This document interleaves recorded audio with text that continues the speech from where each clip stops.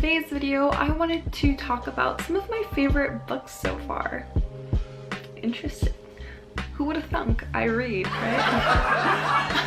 The first book I'm going to talk to you guys about is the only hardcover book I have because I use a app to read my books, and I will talk about that in a little bit.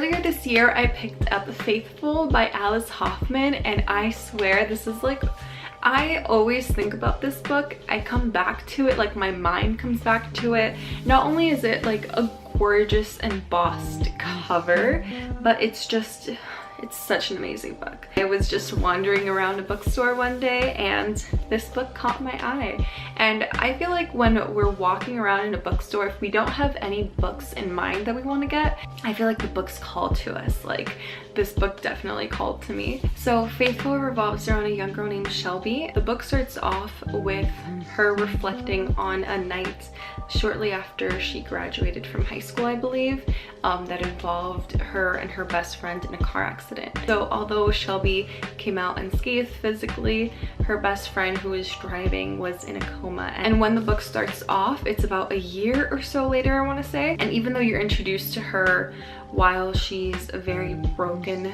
character, you are able to see a little bit of how it was before, and as the story progresses you begin to feel more for her as a main character, even though she seems kind of like she doesn't care about anything because of everything that's happened.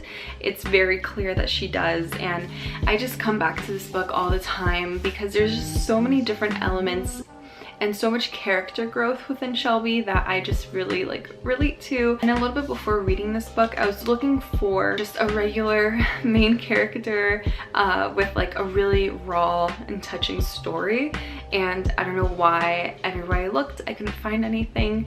I didn't want anything that was like overly romance, and I didn't want anything dystopian. So I say like books really call out to you, because when I started reading this book, I was just like, oh my gosh, this is amazing. And I know I didn't do the best describing it, but I'll leave a synopsis of the book and all of the following books that I mentioned in this video below. I can definitely do a more in-depth book review, just let me know. But if you're looking for a very raw and like gritty story with like a main character that goes through a lot of different emotions, who's still very young and is still trying to figure out her life and trying to not fall into this mold that everybody wants her to be, and is still trying to get away from who she once was, given her past, then definitely check out this book. So the next book that I'm over the moon about is The Odds of Loving Grover Cleveland by Rebecca Crane, and this is a YA book. It's a YA book, true and true. This book revolves around 16-year-old Xander Osborne, who is sent off to a summer camp by her parents, and although she really doesn't want to go, her parents are very worried about her because of a recent incident, and they just feel like to prevent anything from happening, they want her to just be safe and feel motivated again, and they take her to the summer camp. It revolves a lot around being able to find yourself and being able to get past like all of the teenage internal emotions that's going on within you. So this book does touch upon a lot of really strong and touchy subjects, such as suicide, eating disorders, schizophrenia, depression, and things like that. So if that's not something that you want to be reading about, then do be aware. However, I do think that Rebecca Crane touches upon these really strong subjects in such a subtle and like such a caring manner. Although the author does come about it in a very careful way, the characters, because they are so young, some of them that are a bit more mean-spirited will, you know, not come across that way. Do keep those things in mind. I can tell that the author was trying to be very careful. It was also done in a very realistic way, but in a careful way, if that makes sense. So when Xander arrives at the summer camp, she wants nothing to do with anybody there. She just wants to get through the following weeks as quickly as possible, and she ends up finding a lot of unlikely friends and even a love interest, and it's so fucking cute. Like, I just love the story, and I just love how everything came about. It was just all done so subtle, and like, I love books where you get the main character, but you don't fully get them until the end of the book, if that makes sense. You know that her parents wanted her to be at the summer camp for a specific reason, but you don't know exactly what happened prior to being introduced to the character. We know that the other surrounding characters were there for a reason, but you don't know the real reason. You only know bits and pieces, and the further you get into the story, the more you begin to realize all of these things and everything starts to make sense, and it's just like a really well written story. If you've read this book or anything else by Rebecca Crane, feel free to leave me some recommendations on what else I should read from her, because I was just so blown away by her writing style. It was just such a fun and like nice book to read while also touching on these like really important subjects that a lot of us growing up probably dealt with, and I think she did it in such a careful and such a mindful manner that it was just such a great read, and I would definitely recommend it. But also please be aware of that trigger warning because it might not be the best. The next book was actually sent to me as an ARC, and it is Providence by Caroline Kepnes, and I wanted to read this book just because I was such a fan of You by Caroline Kepnes. I needed my fix because I know that there's going to be a second book to You.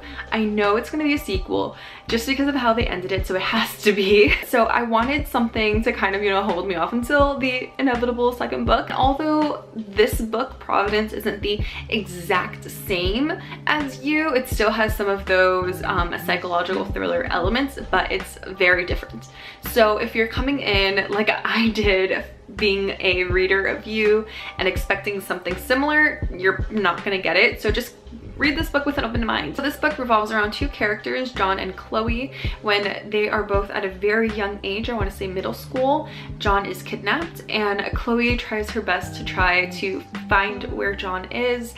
She sets up search parties and she tries to remember him every day by being a part of the story that's being produced by the media, but it's not up until years later that John is found. When John wakes up, not only does he realize that it's been years after he's been kidnapped, but he also realizes that he is not the same as he once was. This whole entire story, once John wakes up, it begins to unravel what happened while John was away and also him trying to live a normal life. So you do get both point of views, and it's very interesting because John and Chloe are very different from one another. John was always like the nerdy, geeky kind of kid, and Chloe was always super popular, but they both had a very mutual, loving connection. So you get a lot of Chloe's perspective of kind of feeling on edge because she doesn't know where John is, and then also later on in her life, her trying to figure out why everything happened the way that it did. And then you also have John figuring out why everything happened the way that it did and trying to figure out what is wrong with him after he wakes up. So it's a really good story just because, you know, I really like Caroline Kepnes. It does have its flaws, I will say. I will give this book a complete review just because it was sent to me, so I do want to give it that. But it does have its moments. It does have a little bit more of a twist to it. It's not contemporary at all. It's not solely a psychological thriller. It does have its own different kinds of elements. So this, I just always come back to this book just because of how well written it is. And the first chapter really got me. I was just hooked within that first chapter, and I just had this really close connection towards John from when he was very little. And it's one of those books that even though it does have its flaws, you still want to figure out what happens in the end. We'll just leave it at that. But I won't say it's like my favorite book, but I'm still keeping it in this list because it did have more pros than cons in my opinion. But like I said, I will give this a complete review on its own, so you guys can know more about that later on. My next favorite book is My Husband's Secret by Liane Moriarty. I want to say that's how you pronounce her name. So this is the same author of Big Little Lies, and although I didn't read Big Little Lies, I did watch the HBO show and I loved it. So this book is so good. Like, if you want to get your foot in the door with women's fiction, this is the perfect book. And I just love stories where you just this is just really good. So this book revolves around 4 different women, all in different stages of their life. I want to say it's 4. Can't remember completely, but it revolves around different women, different stages of their life, and how all of their lives intertwine because of one person. What I love about this book is the ending. Like, if this will give you a reason to read the book, then just read it for the ending because it's so amazing. I listened to this using Scribed, which is the app that I listen to and read most of my ebooks on. Aside from books that get sent to me, I use Scribed mainly because I'm a very big believer on saving money where you can, and with books, because I read so often and like I read so like such a variety of different types of books, and like I also listen to audiobooks, and I just find Scribed to be like better than Audible. I will always prefer Scribed over Audible just because you get ebooks and audiobooks unlimited every month for only $8.99, and I know with Audible you get half of that. So if you're going to read any book in the women's fiction genre, do yourself a favor and read The Husband's Secret, because just read it, please. I will give this book its own review like I've been saying for the other books, and if I do any of the reviews on my blog, I'll make sure to update the description box so that you guys can read that review.